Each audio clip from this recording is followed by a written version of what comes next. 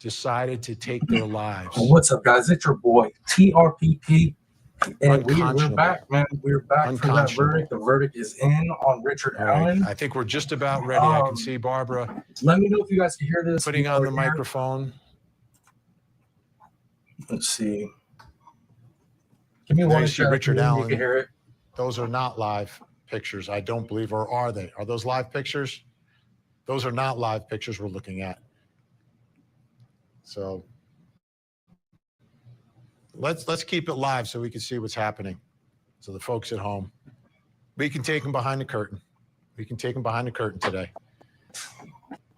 And there's Barbara McDonald. I don't know if Barbara, can you hear me? Oh my God, dude, my anxiety is through the roof right now. It's not hearing me yet. I'm hearing that it's guilty. That's Barbara, can you hear me? I'm hearing on the back streets.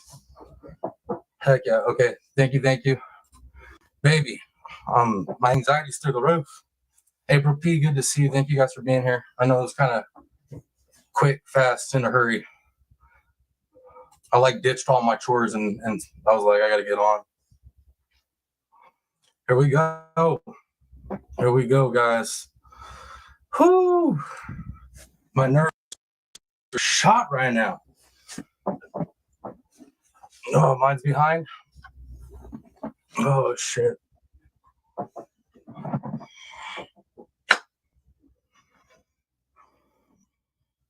There it is. There it is, guys. So the jury saw what I saw and what I shouldn't say a lot of people saw. Just hearing secondhand information from what the jury was hearing. Woo!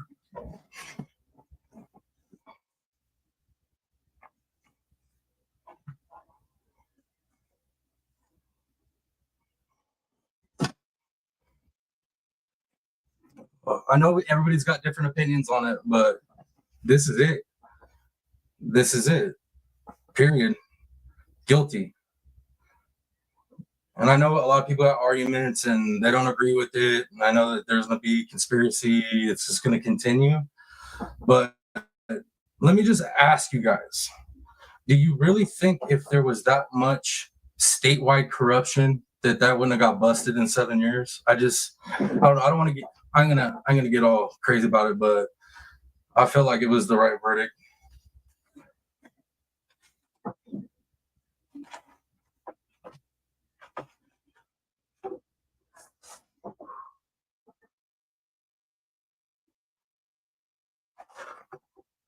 Let me see who's here. Let me see.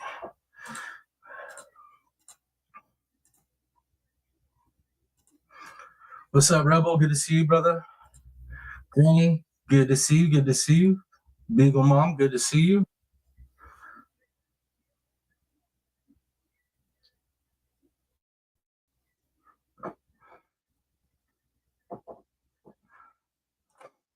What's up, brother? Good to see you. Good to see you.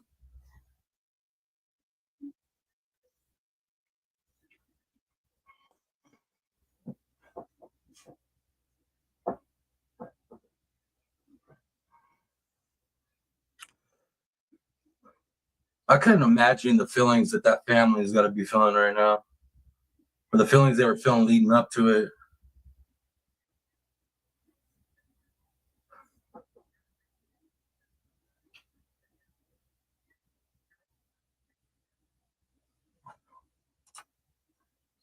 Yes, sir. Yes, sir.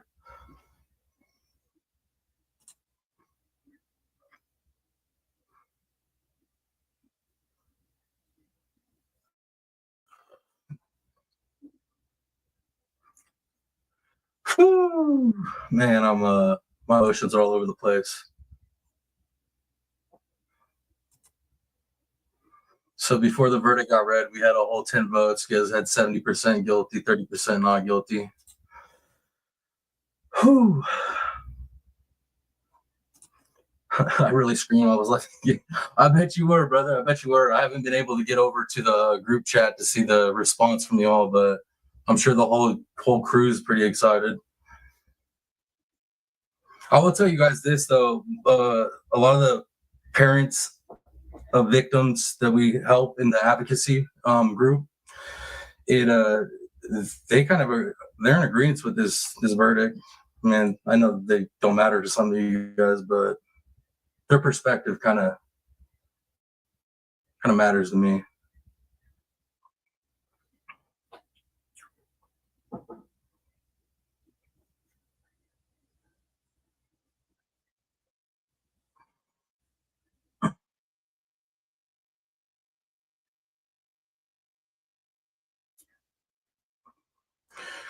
So I think what'll be kind of like a way to answer a lot of people's suspicions is FOIAs and what we can get from the trial. I think that's going to clear a lot of stuff up for a lot of people.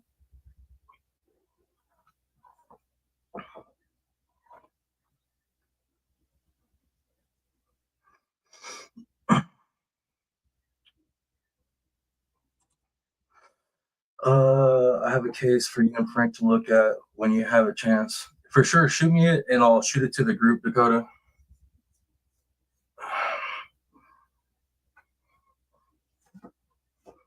You can drop.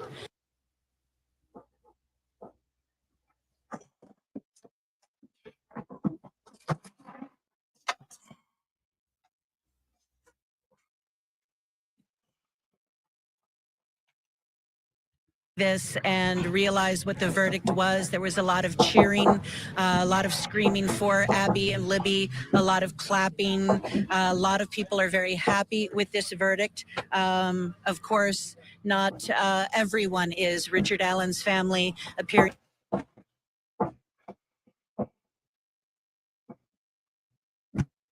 What the heck? He is not able to do Pardon that me. pre-sentencing report for Richard Allen. She had already talked to people from her county who are willing to do that. The defense did waive the 30-day sentencing, which is typical here in Indiana for sentencing to happen in December. Again, it'll be December 20th. They think they only need 1 day for that. And the judge has set aside the entire day. That is a Friday, December 20th. We'll be back here in Indiana to find out just how many years he's facing. Right now, he could be sentenced to 130 years or more. Vinny? Barbara, Ted Rowland's with us for our verdict coverage here. I'll be honest with you, like I get a lot of you guys don't think it's him, but man, I honestly, and I don't know if you like him or not, like, you know, he's hit or miss for me too. But Gray Hughes, his breakdown, his timeline, like it just makes sense, man. It just makes sense. Barbara, did Richard look into the gallery at all to acknowledge his family either before or after the verdict? I couldn't see him once the verdict was announced and the judge instructed the members of law enforcement that they could take him out of the room. You guys do know that they're like only 10% of crime scenes they find DNA at? Just remember that. And then when it's outdoors like that, it's even less likely. Plus, it's like, yeah, there's no DNA found. So even if it wasn't Richard Allen, there was no DNA found. So there's certain things that just really, they're kind of dead in arguments. Room. Everyone stood up. We were still seated, so I was not able to get my eyes on him. Prior to the verdict being read, he had been standing talking with his defense attorney, Andrew Baldwin, and seemed basically the same as he has for every day of this trial. He was rather calm. He had his hands behind his back. He seemed to be chatting with his attorney. His attorneys, though, I think looked far more somber than he did. Once the verdict was read, Jennifer Auger did go back and sit with the Allen family while they were waiting to exit the courtroom. She was holding Kathy Allen, and Kathy Allen was sobbing into her arms. Richard Allen's mother, Janice Allen, also sobbing. She was with her husband. He had his arm wrapped around her. So a lot of visible emotion from them. Can I ask you guys what the people that think that, you know, it was like somebody else that did it, what do you guys think about Richard Allen lying to his wife about being on the bridge? Or Richard Allen's phone from that time being missing when he kept every other phone previous all the way to Nokia phones?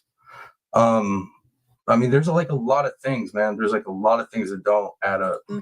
Not a lot of visible emotion from the families of Abby and Libby, other than perhaps. And then like some of the people that are getting blamed as suspects, like literally have solid alibis. And then people say, well, they're being protected, but it's like they're criminals. So we have like a corrupt government protecting criminals and setting up an innocent dude. That's where I get caught up on it. Perhaps a little bit of relief. Barbara, do we expect anyone to speak afterwards, whether it's the families of the victims, the prosecution team, the defense?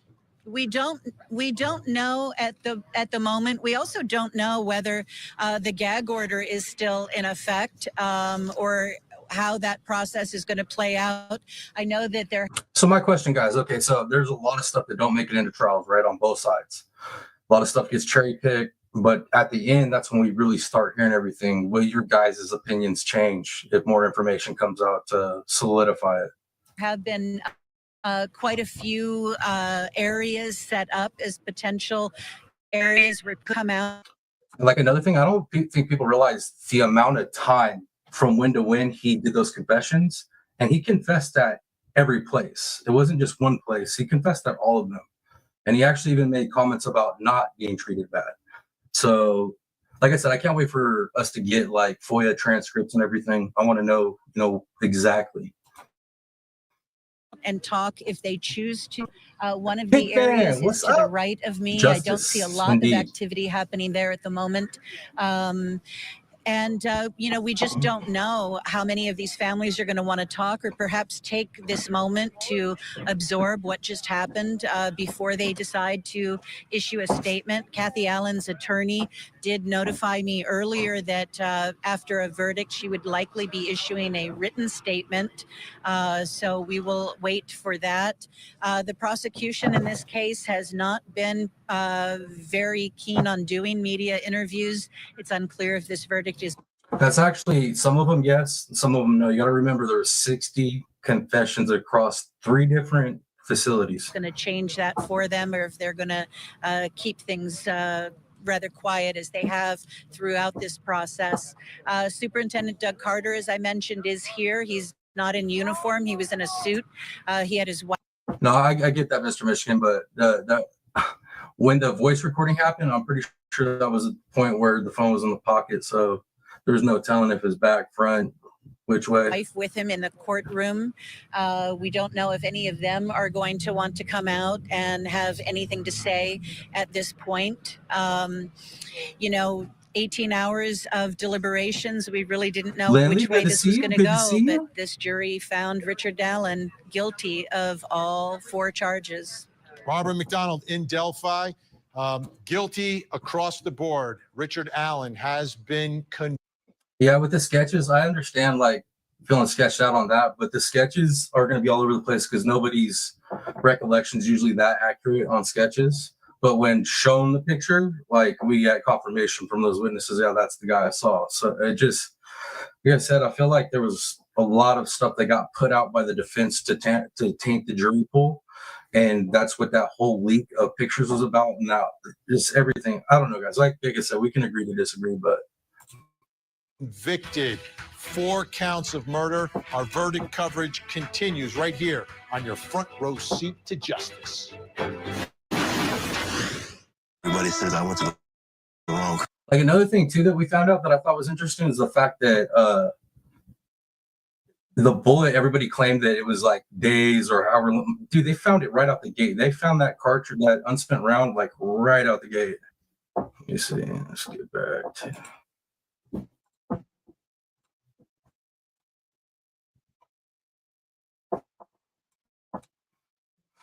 Let's see what else you guys see.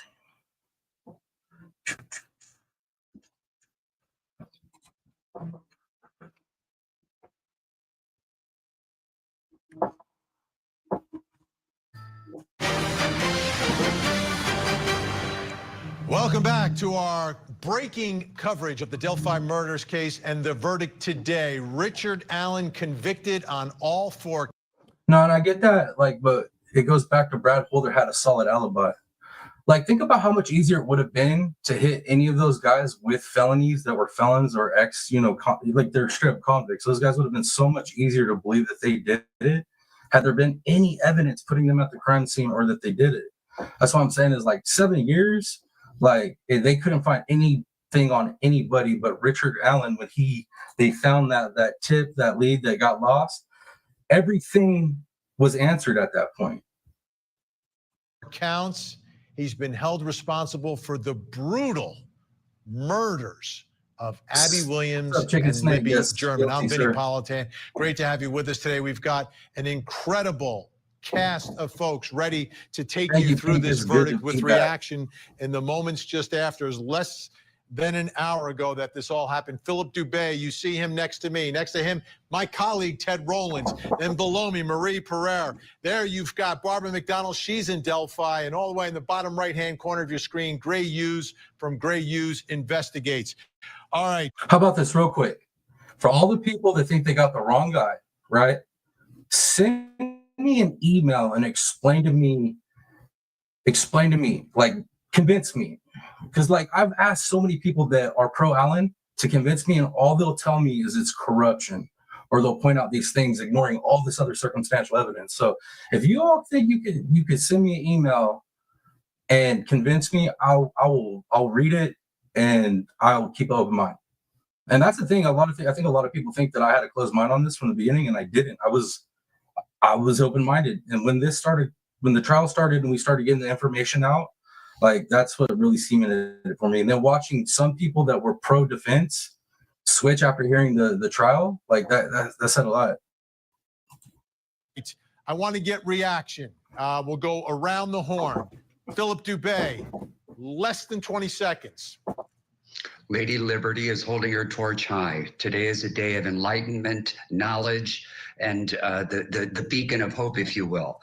This jury performed one of the most difficult tasks, and that was to decide the fate of a fellow Hoosier there in Indiana. And they came back unanimously guilty after 18 hours of due consideration.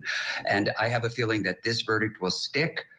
With the exception of whether or not a higher court would agree with me that they should have had more funding for tool examiner experts to be able to test the firearm and the bullet that was recovered at the scene. Ted Rowlands. The end of a long, long road, 8 years it took. And I would think, though, that, like, with Holder's alibi, they put so much time in investigating that guy and all the whole Odinist angle that I feel like if there was a lie about the alibi, they would have found it. Like I said, it's going to be so much easier to convict, like, actual criminals than some dude that doesn't have, a criminal past. Another thing, too, is, like, we found out during the trial, it came out that he actually suffers from mental issues and almost took his own life before the girls came up, that happened to the girls. That said a lot to me, too. you go back those 8 years, I know Barbara McDonald was one of the first on this case, but we were all invested in this case from the very beginning. You have these two little girls to die in the way that they did, with unanswered questions for years. Who did this? How could they did it? This person's a suspect. Now here we are. And it's all come to an end. And I do believe that they do have the right person, and so does the jury. Babe, I know I'm not convincing you. I know we all agree to disagree on it. I know. Justice, I believe, has been served. Y'all don't know what it's like to have both partners be into true crime and come up on a case where they're both passionate about it and they disagree on it. It's we're learning how to navigate those waters.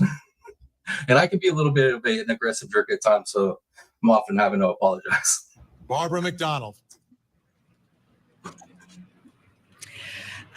Surprised. I thought the longer it went that this jury could be hung. I thought that, there was definitely enough here for some people to find him guilty, but also enough here for people to find him not guilty or to not be able to decide. So I was a bit surprised that we had a unanimous verdict. It's been. I'm happy for the families of Abby and Libby that they can put this part of the story behind them finally. Gray Hughes. All I can say is boom. I mean, look at So you guys got the same thing. Y'all see things different at time. It happens. It happens, right? We all got our own minds. We all have our own perspectives, and we've all gone through a whole lot of life experience, right? That gives us different perspectives on things, makes us see things a certain way. So I get it. I get it. Abby and Libby deserve justice in this case, and they would have not got justice if Richard Allen was found not guilty. There would never have been an arrest made in this case. I'm so happy for the family, and I hope they start filing lawsuits against some of these. There's people out there that are making videos against the family members still, that they're the kids. And that right there, guys, like I hope across the board we can all agree on that, regardless if you think Richard Allen's the guy or not. What they're doing to this family ain't right. Killers in the case, if you can believe that. And now that that's over, they can focus in on getting their lives back to normal.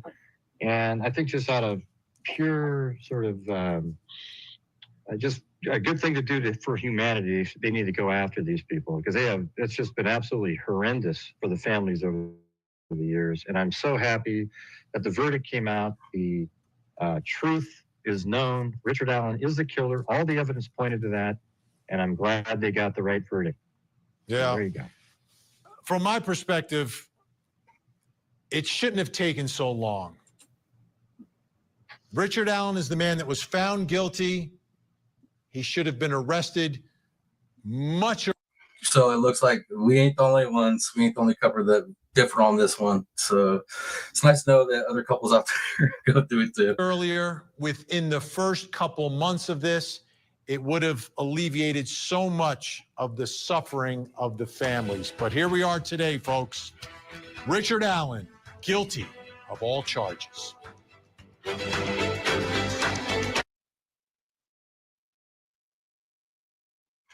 All right, guys.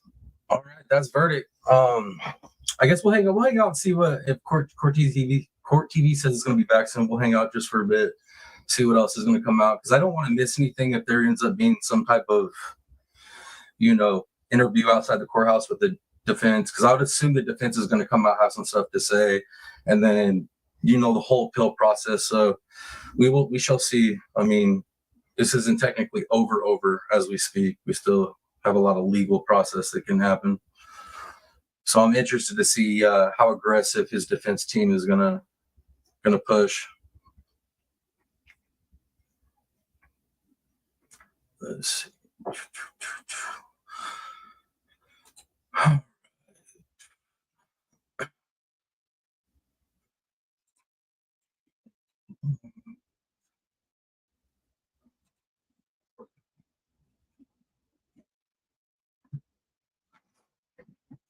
Man, I can't believe that though, dude. 7 years, guys. 7 years.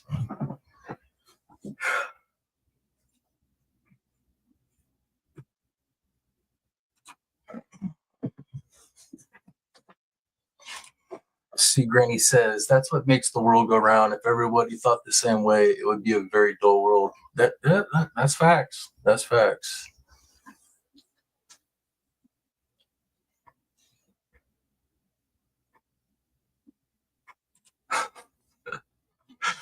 Let's see.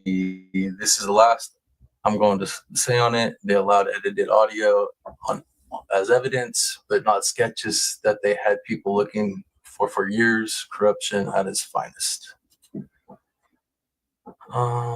7 years, February. Yeah. All right. Thanks for dropping in, Rebel. Much love, brother. There will be no press conference. There is a gag order until sentencing. Okay. That makes sense. That makes complete sense.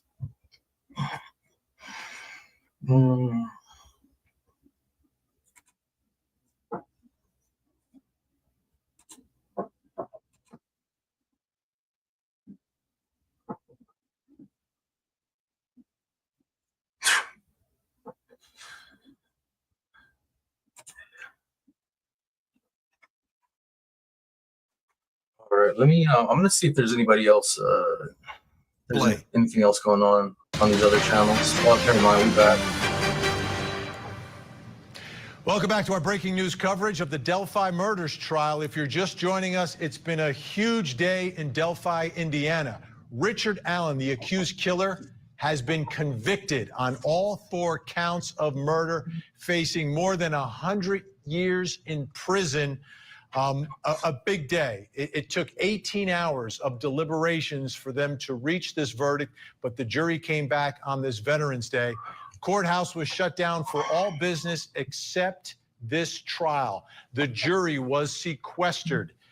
They were going nowhere until they delivered a verdict, and they did that about an hour ago, or a little less than an hour ago. The verdict was made public. I'm Vinny Politan. Great to have you with us this afternoon. I have a great panel of guests who are helping us out today.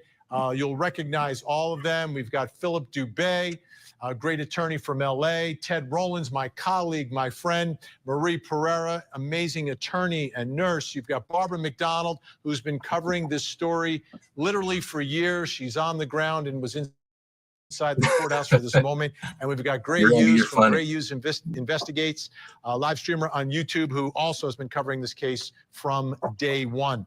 What I want to play for everyone is someone, a representative of the Indiana State Police, came out in front of the courthouse and spoke just moments ago because we're trying to get some reaction from the folks connected to the case. Let's take a listen. So obviously everybody has already got the news of the verdict. With that being said, Judge Gull has not lifted the gag order, so we're not going to be able to make any type of public statement at this point. We'll be looking forward to having something scheduled a month from now at following sentencing.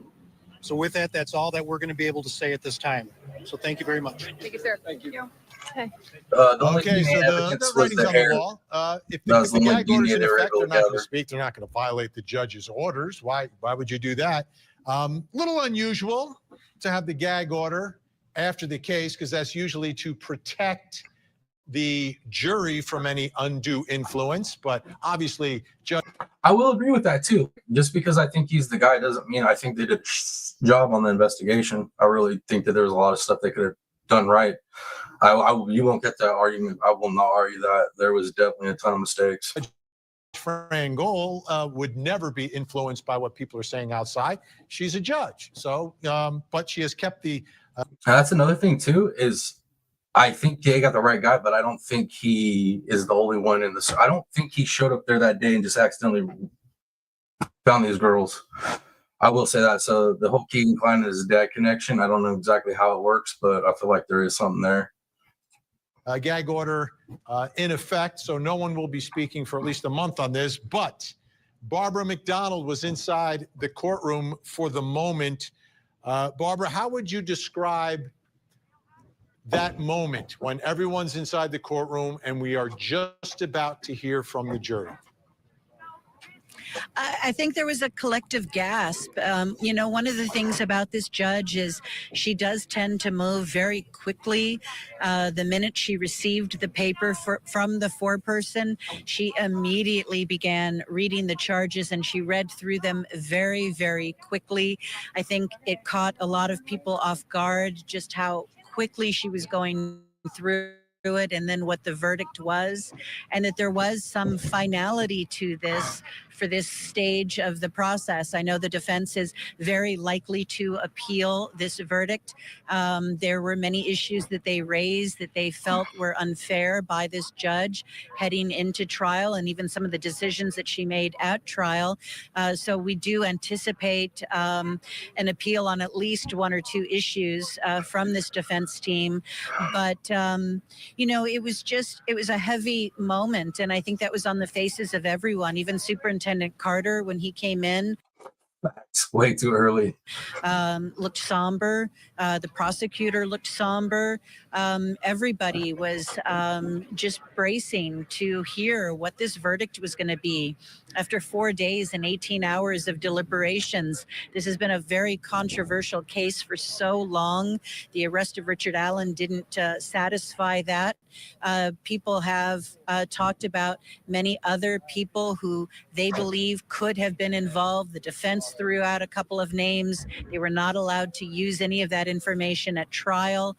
But it's going to be very interesting if any of these jurors talk and to find out what stood out to them, what was the evidence that convinced them that Richard Allen is in fact the killer of Abby and Libby, and what evidence they perhaps discounted along the way as they went through those 18 hours of deliberations. Ted Rollins, as I think about this moment, and I think about the families of Abby and Libby, what they have gone through the years, and from my perspective, unnecessarily. The man who's been convicted called the tip line right after they released the still image of Bridge Guy. He calls the tip line and says he's there.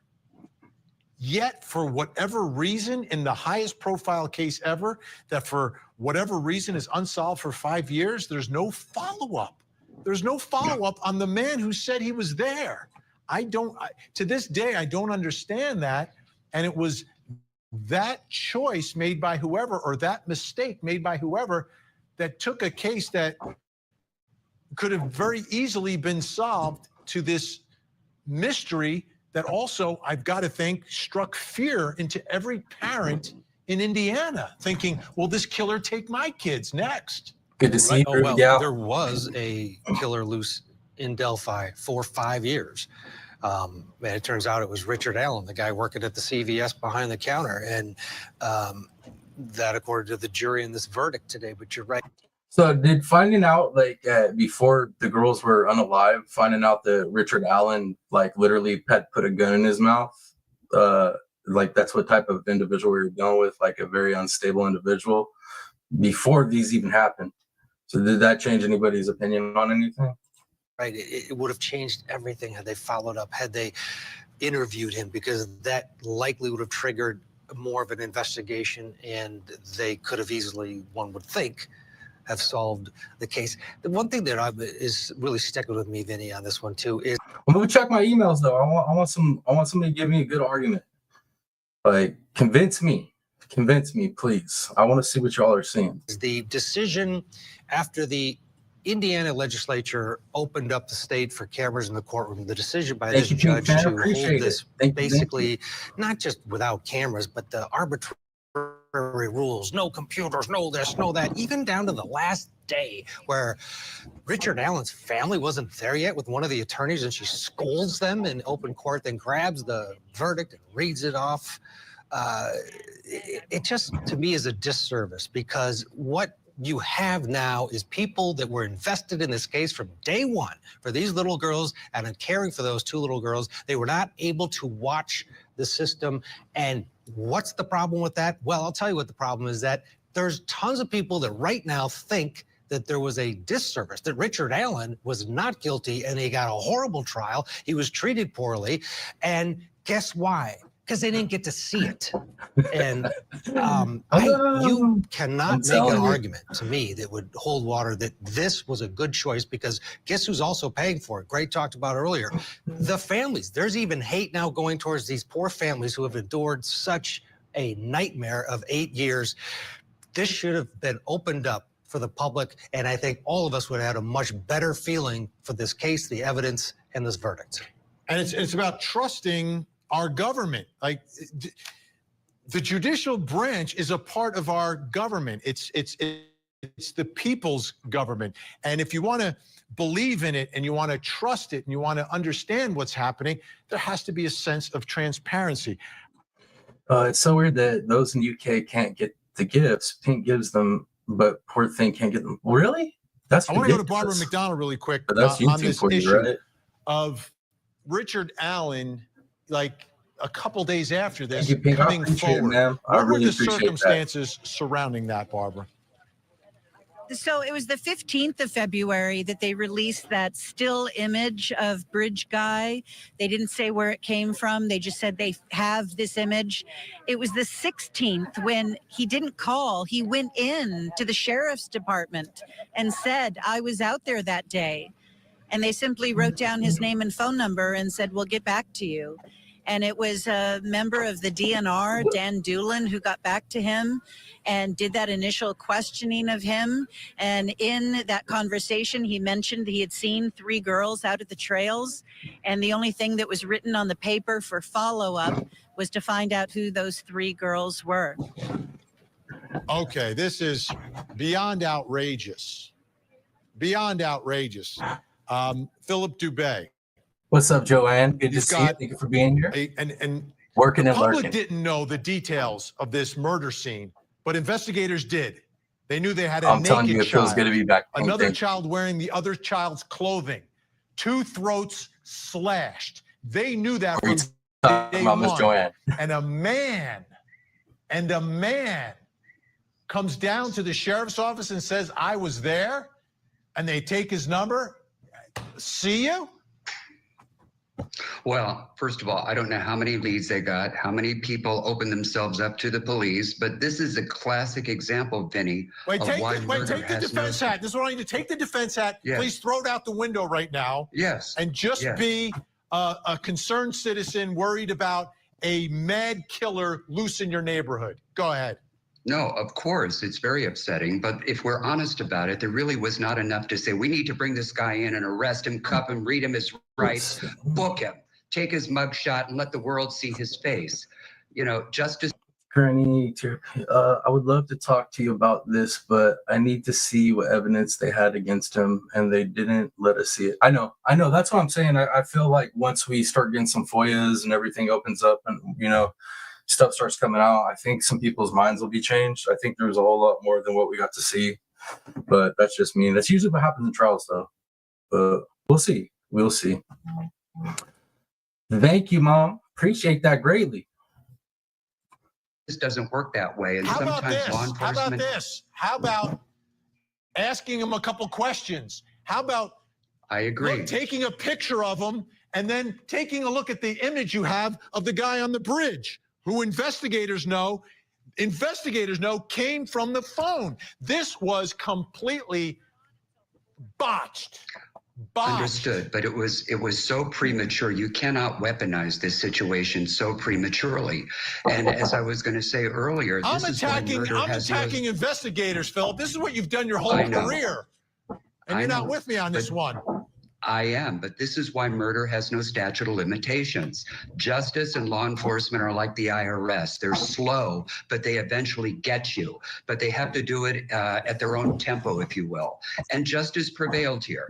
As I said earlier, Lady Liberty is He passing had the 5 torch years right now to the kill more family. people. That's All the right. problem.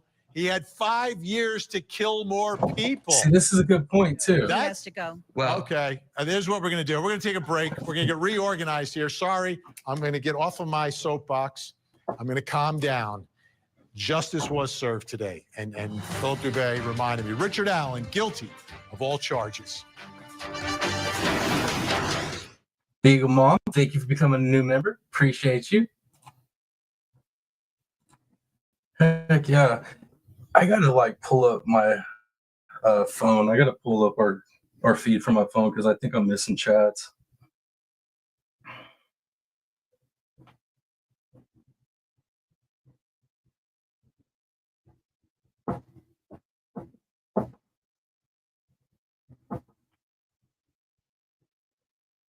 Okay.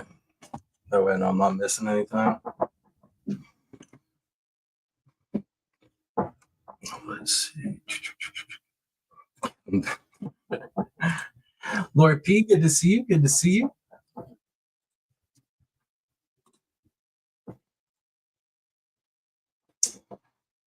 Yeah, dude, I like it when Vinny gets like that, honestly. That's one of the things I like about him. Kind of shows that that real dude underneath the professional.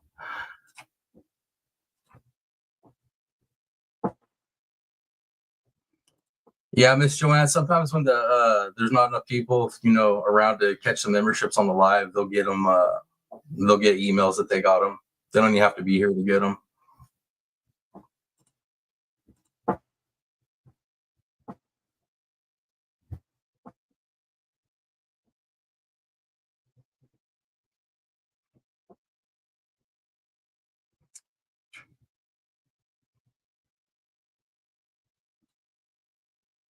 The gifted memberships are flowing like fine wine. Preach. They are. I appreciate it too. I know everybody else in chat getting them appreciates it.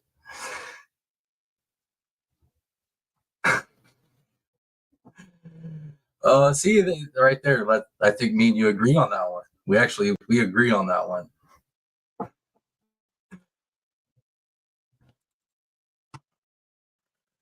Let's see.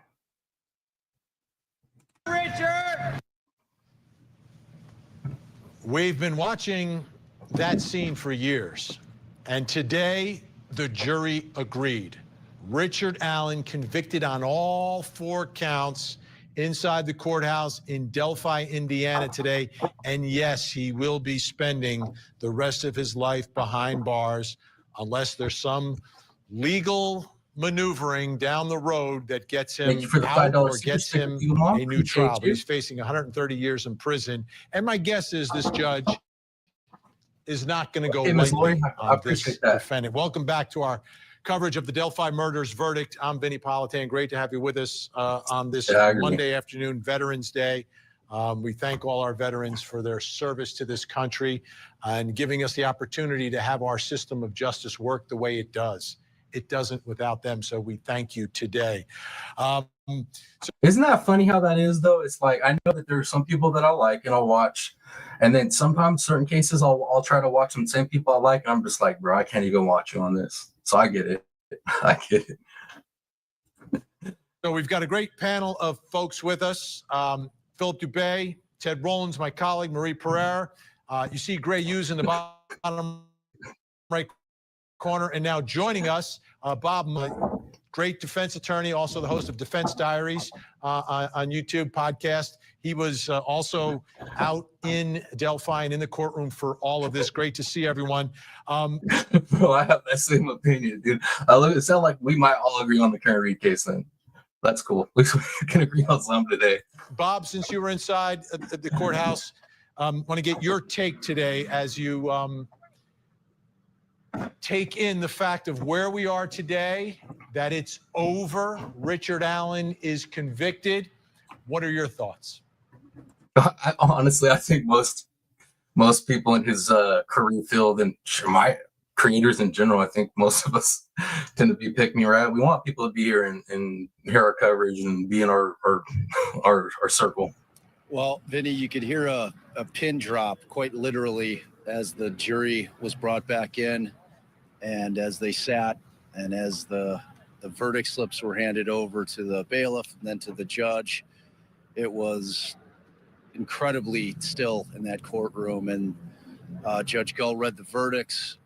Everybody maintained decorum in there, and you could hear relief from the victims' families, and you could hear sorrow from Kathy Allen's family.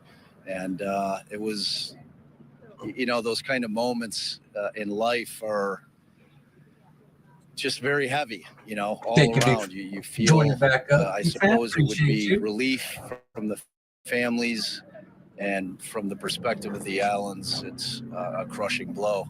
But you have to respect and accept the verdict of the jury. Oh snap! Beagle Mom with 5 gifted memberships. Thank you so much. Everybody that's catching the memberships, throw them thank yous out there. Appreciate it. Put the work in. They were in there for just around 17 hours before they rendered their verdict, and they came out and they found him guilty on all counts. Bob, let me ask you this. Because you've been covering this story, you're a great attorney. Do you have any lingering questions in this case? I do, and I don't want to. That's kind of the problem with this case, is just the way that the procedural posture was handled throughout it. I don't want to have any doubts. And there's going to be appellate issues. I mean, there are certainly going to be appellate issues. And I think that anybody that's been keeping track of this case and following it closely knows that there's going to be appellate issues. At the end of the day, I think, Vinny, you and I have talked about this, is the weight of those confessions, which I have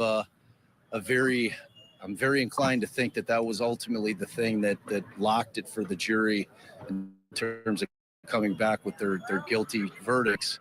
will those outweigh any other errors that may have been made by Judge Gull during the process to where those will be found to be harmless error? So, I mean, ultimately it's going to get litigated. Unfortunately for the families, you know, they're going to have to hear about appeals being filed. And, you know, for the Allen family, that's going to be their glimmer of hope, as they still believe that, you know, Chat kicked you out, Granny? How dare Chat kick you out? their husband and brother and son is innocent. So it's not a day of celebrating, you know, it's a day of reflection. It's a day of relief for some, but it's not a day that, you know, people should be cheering and celebrating. It's 2 little girls lost their lives. They will never be brought back, obviously. And in terms of justice, it's the best that we can do. You know, it's all that's left. It's all that's left for the families. You can't get your loved one back, but at least you can turn the page to a certain extent on this whole process. Marie Pereira, any lingering questions that you have relative to this case? I do. And I want to agree with Bob. You know, I respect the process and it is a relief for the family, but I still have this scratch of reasonable doubt that I can't reach to I have the itch of reasonable doubt and I can't reach to scratch it. You know why? From day one, putting this whole thing, Judge Gold, under a shroud of secrecy, making it seem like almost like a witch hunt. The way they presumed him guilty before the trial, the way they hounded him, the way they treated him in prison, putting him away, the way they got the confession, his mental status when he made the confession, all of that, the length of time it took them to even prosecute, all of that leaves me feeling uncomfortable. Like Barbara said, like Bob just said, I respect the verdict, but there's a part of me that says that it's a verdict that could have gone either way because there could have been reasonable doubt. The way they handled the investigation, everything creates a shroud of, I'm not 100% sure they got the right guy, but somebody had to pay for this. It was so heinous what happened to those kids that somebody had to pay. And I feel like the jurors went according to that mode of operating. And I'm not 100% sure they have the right person. Gray Hughes, let me ask you the same question, because I know you 1,000% agree with this verdict. Are there any lingering questions in what happened to Abby and Libby? I mean, we don't know exactly how it went, you know, at the crime scene, how, you know, it was amazing how the defense made a big deal about in their, I don't know if you ever saw that Frank's memorandum where they tried to introduce to the public this massive conspiracy using Odinus. It had like 90 something points on how difficult it was to take the arm out of the clothing and move it to like undressing them and so forth. But the gun did everything. He took the girls down the hill using the gun. He took them across the creek and likely had them undress themselves at gunpoint. And then Abby apparently dressed herself at some point later by using the gun. It's not complicated, but they were trying to make it seem really complex that there had to be more than one person involved. And I gotta say, I don't see any reasonable doubt on, I mean, there might be like different elements, like you might have a question, the bullet expertise on, you know, what happened there. There are things like, for example, the box cutter element. That element was something that I guess the experts said after Richard Allen confessed that, oh, I thought of a box cutter in the garage. All he really had to say, that part bothers me. He should have said, I never could figure out what created that wound.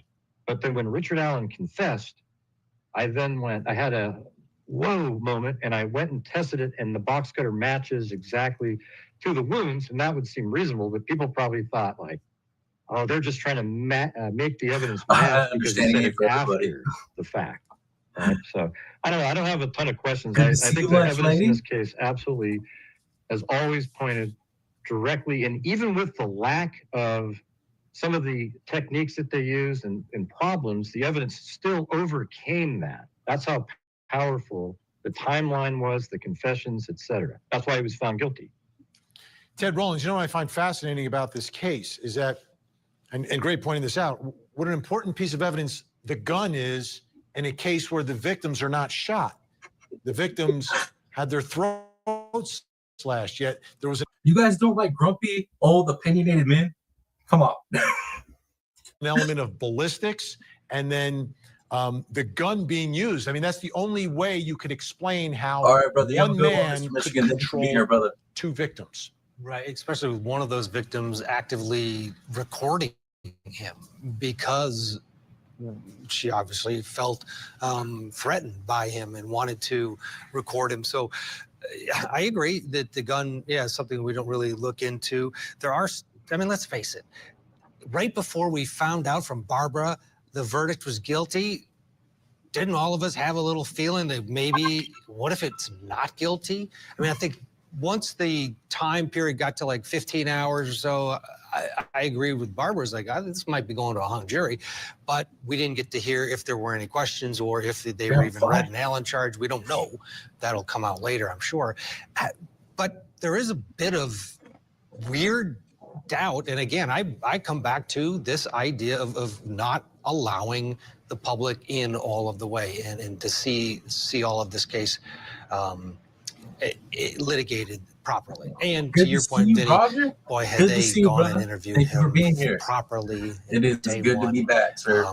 Of course. All this is over. How do you not? I mean, you've got a mad killer on the loose, a man who, if you look at him, similar build to the guy that you have video of as your suspect.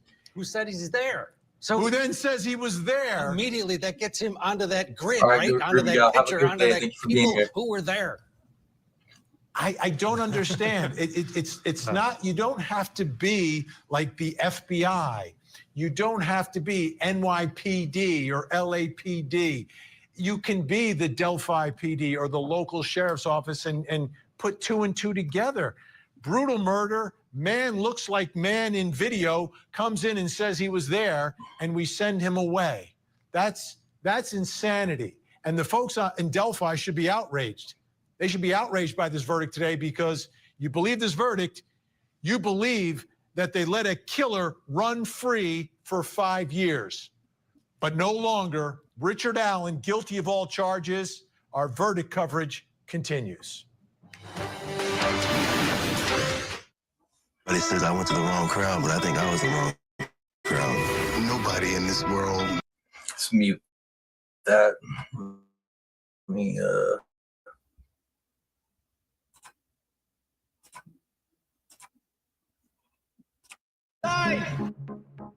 Guilty on all 4 counts, unanimous by this jury. Welcome back to our coverage of the Delphi murders verdict. Richard Allen guilty on all 4 counts, facing 130 years in prison. He'll be sentenced December 20th. The jury was out about 18 hours before coming back with this verdict. It was a sequestered jury, but today they came back, and yeah, it's unanimous, folks. It has to be. And they spoke, and they spoke very loudly. Richard Allen, now a convicted child killer. Convicted child killer. He's been in custody for years now and will remain in custody for the rest of his life unless he's able to partake in some legal maneuvering that either gets him a new trial or gets him exonerated. We don't expect that. This wasn't a DNA case. It wasn't a DNA case.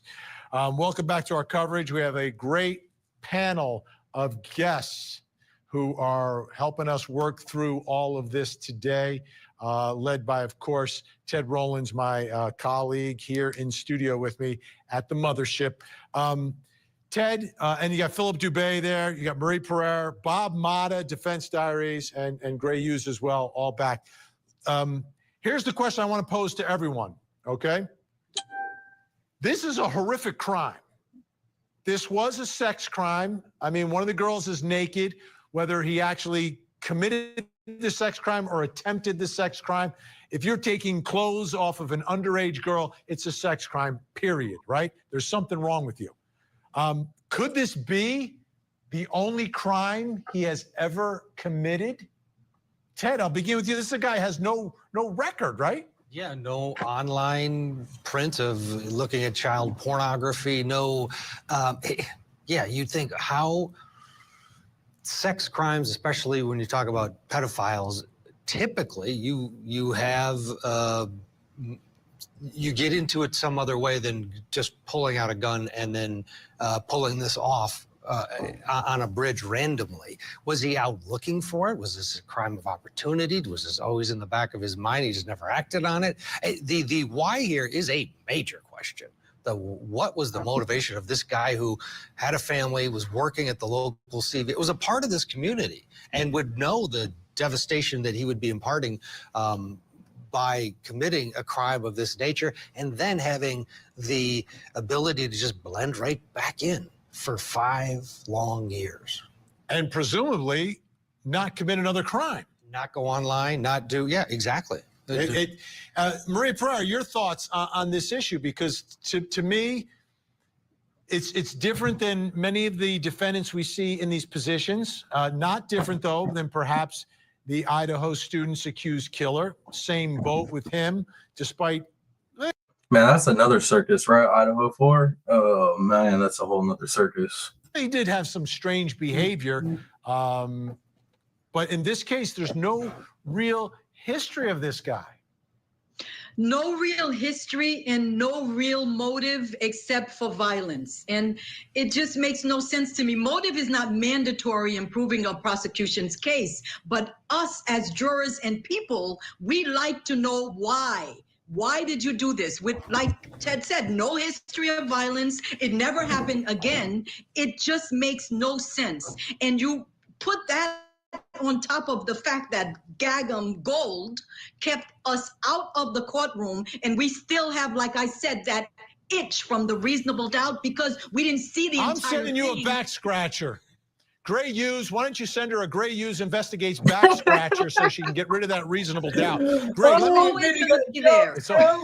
me ask you, in all your investigations through the years, was this guy ever on the radar before he was arrested? Did anyone ever talk about him, number one? And number two, thank you for joining back. Is there anything about his history that would link him to something like this? No, he was actually never on the radar, but he obviously, like you guys were saying earlier, he should have been. I mean, I feel the same sort of anger you do with the Dan Doolin situation. I think it's more communication, though. Like, why didn't they say, hey, listen, if anybody gets a hold of the tip line tomorrow after we put that picture out, show them a picture and say, is this you? And that would have ended the case like in 2 seconds, you know, would have been over. But I haven't seen any indication at all. I actually think that, hold on a second. I'm not sure why there's a call coming in, but I haven't seen any indications at all that he had done anything in the past. That's right. Back in business is very much correct.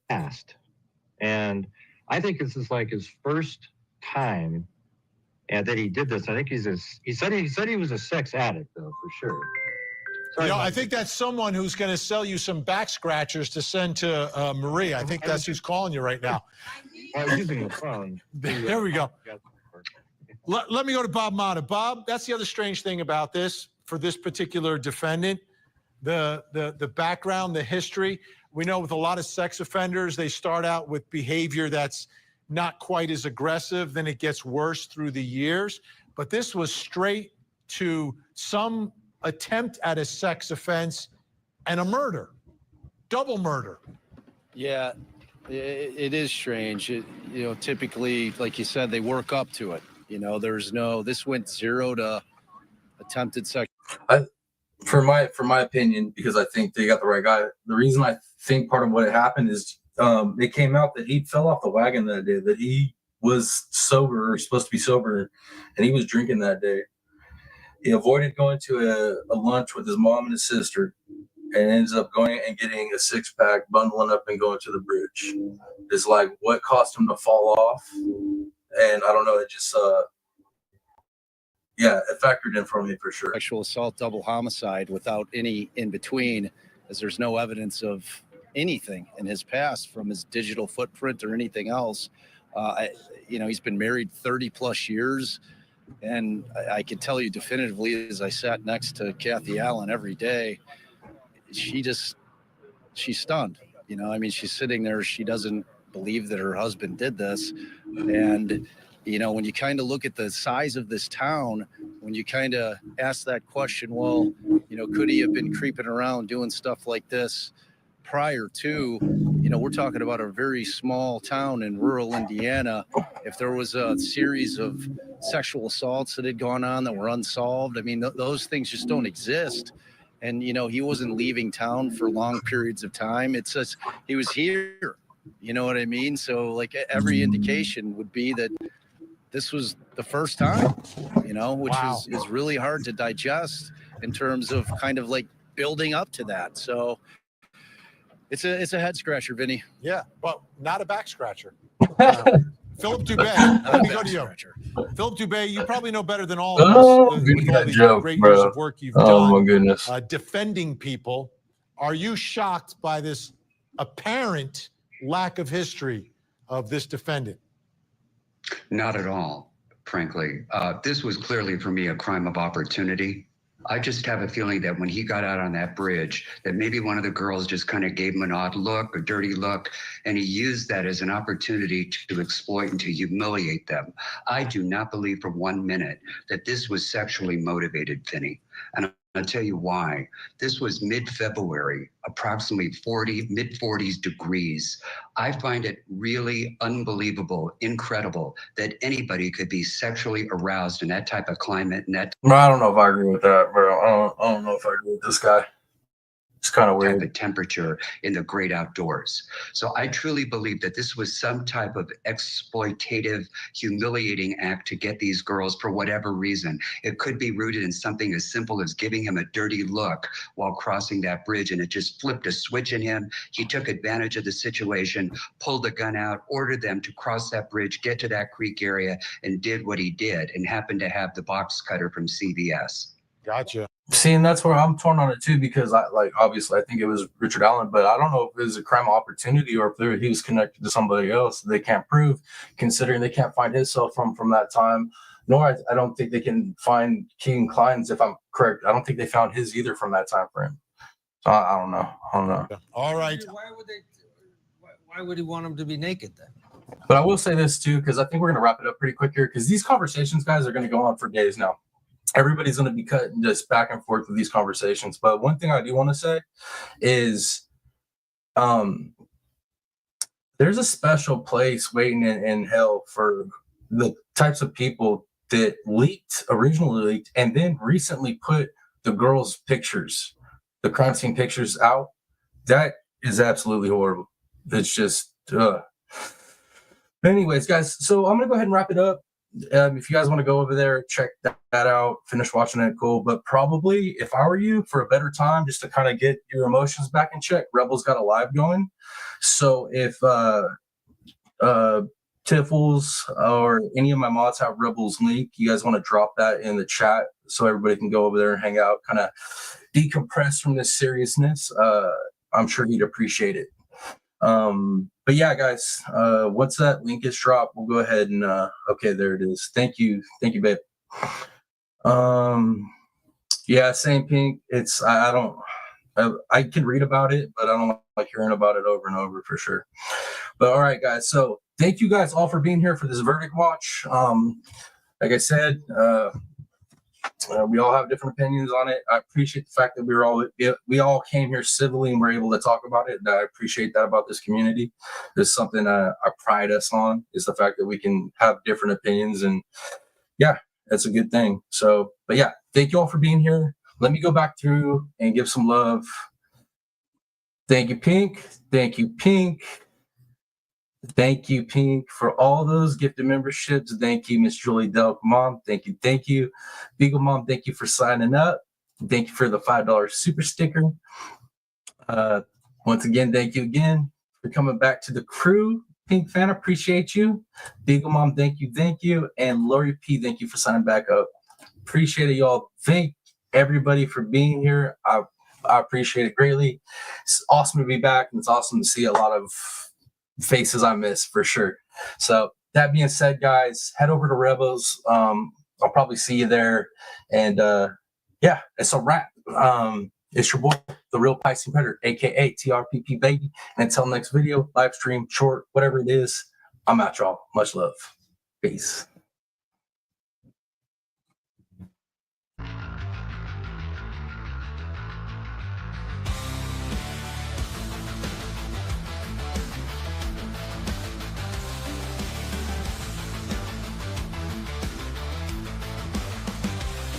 TRPP'S True Talk Show, where the real stories flow. Tom, the real Piscine Predator, letting the truth show. From crimes to politics, he dives deep into the core. MMA, trending news, nothing he won't explore. Get ready for the ride, no filter, no disguise. TRPP'S True Talk Show, where the real stories flow. Tom, the real Piscine Predator, let the truth show. From crimes to politics, he dives deep into the core. MMA, trending news, nothing he won't explore. Get ready for the ride, no filter, no disguise. TRPP speaks the truth, no sugarcoat or lie. Buckle up, hold tight, the facts will blow your mind. Smash the like, comment, subscribe, don't let this pass by. No, don't let this pass by.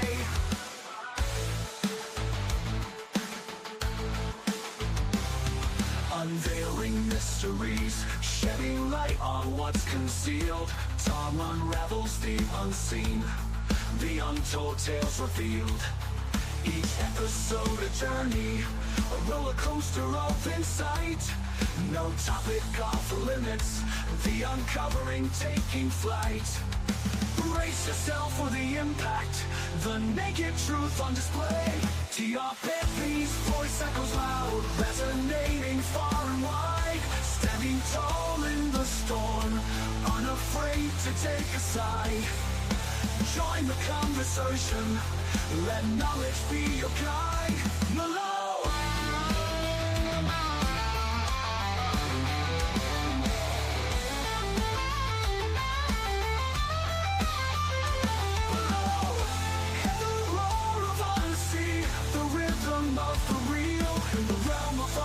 Where lies can't steal. TRPP'S True Talk Show, a beacon of zeal.